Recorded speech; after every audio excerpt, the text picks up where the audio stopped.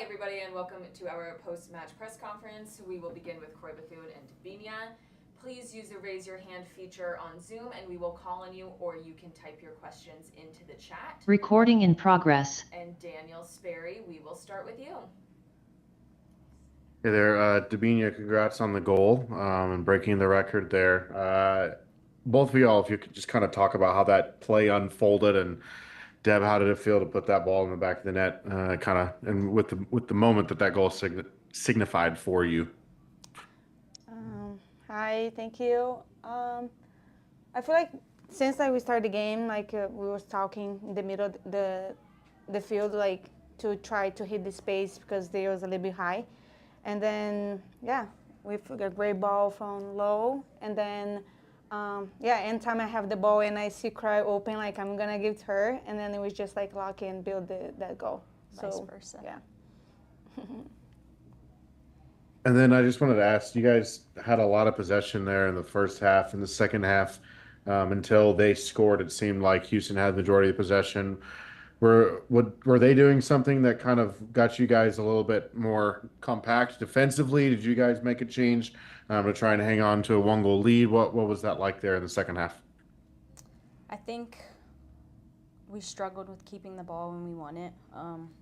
We wanted to get another goal to make it either 2-0 before they got the PK. And I just feel like being a little more patient when we win it, not giving it right back to them. And then if you could just kind of give your thoughts. It seemed like you had a goal disallowed there. I couldn't in the first half. Well, I don't know about what happened on that play. I don't know. You guys were on the field, and the broadcast cut to a bunch of different things in the moment.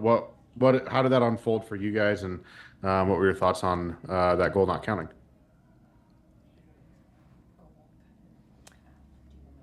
Oh, the throw-in, right? The throw-in, and Oh, yeah, the referee blew the whistle, but you played through the whistle, so we just kept going. Yeah. Sperry, did you have anything else? No, I just think you guys have kind of picked up points on the road. I know maybe in a fashion that you wouldn't have liked necessarily, in losing the 3 points. But I know the road games have been kind of a sticking point for fans and people like me and journalists. Just what are your guys? What's been difficult about getting points on the road, and ultimately does it feel good to get one in the way you guys have, especially with maybe the amount of players that you are missing on the injury list and on international duty? I mean, yeah, it's always tough, when you're winning and then you get scored on. But still, it's a point. And, we're missing, some players. But, we just need to learn from that and keep building. Sperry, did you have a follow-up to that as well? All right, seeing no other questions, we will end with that. Thank you both, and we will be back with Coach shortly.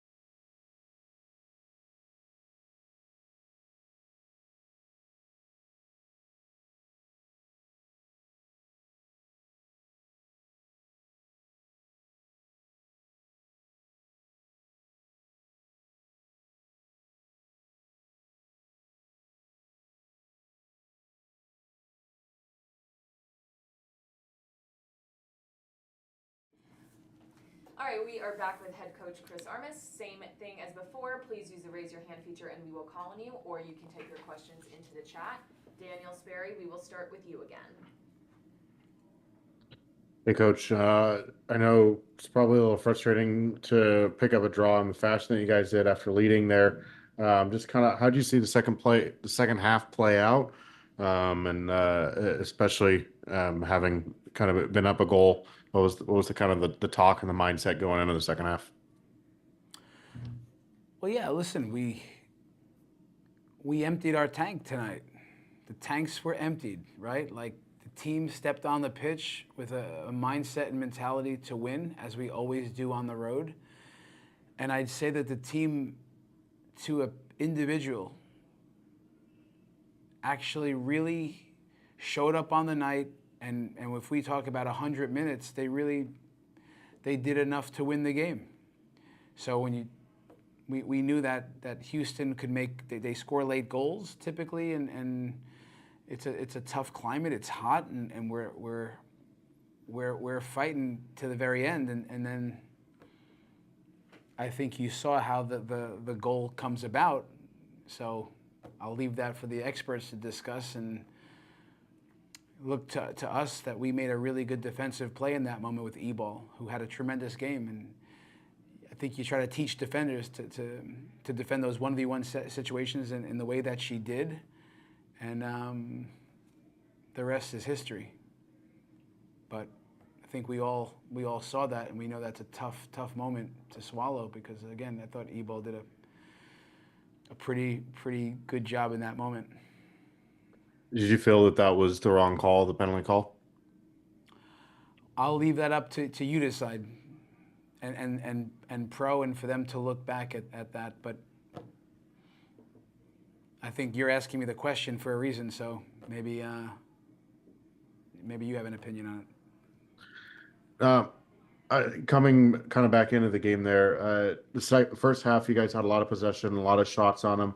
Second half, the possession wasn't there really until you guys conceded the penalty kick. What did Houston do? I know Croy mentioned not being able to kind of possess the ball better when they won it back. Was Houston doing something? Were you guys rushing in the build out when you win the ball back? Like, what was kind of going on there in those moments? Yeah, listen, it's just a reminder when in sport, in pro sports, on road games, when the home team is trailing, there's a natural push that you see sometimes, and Houston pushed. I think that our players are trying to make the right plays in the right moments, and a few more connected passes in those moments. If we slow down in the right moments, maybe it's a couple more goals. To go on the road and create, again, XG that's pretty high and lots of shots and touches inside their box, it was there for us. But look, there's elements of heat and humidity. It was tough conditions, and again, I'll say how I started.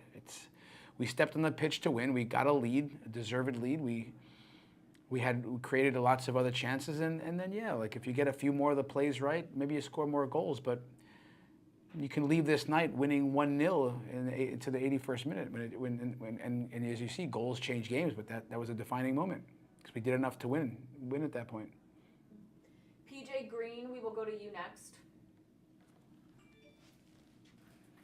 Hey Chris, just with the first few subs with Kayla coming in for Izzy and Penelope coming in, just wanted to just ask the mindset of what them coming in, especially with Kayla coming in for Izzy there. Yeah, Izzy rolled her ankle yesterday in training, so she was coming into the game somewhat questionable, but responded pretty well today, and she really dug deep for us. She had her ankle taped up nice and tight, and really suffered for the team and gave us all that she could. So we take the feedback from the player at that point and the medical team, and the recommendation was to take her off, which we acted immediately to do that. So at that stage, we look at bringing on Kayla, experience, and putting her in the center of defense, and then Gabby slid out wide and did a good job out there for a position that she doesn't normally play. Yeah, gotcha. And then just for Penelope, I know she's been coming in recently, and kind of picking up some yellow cards with her physical play there. Just wanted to ask just what you thought about some just about her aggression coming on the pitch when she comes on late and what she provides there. I think Penelope had a lot of bright moments tonight. I think she almost scores with her first touch. It was, I think, might have been a header that she almost scored, but she ran hard into the box on numerous occasions. Again, almost scored a goal. Helped some possession in moments to just slow things down, and brought some fight in the defensive part of the pitch, which we needed. And again, she came into a tough game when things were hectic, and yeah, I thought she met the demands. And Chad Smith, we will turn it over to you for the last question.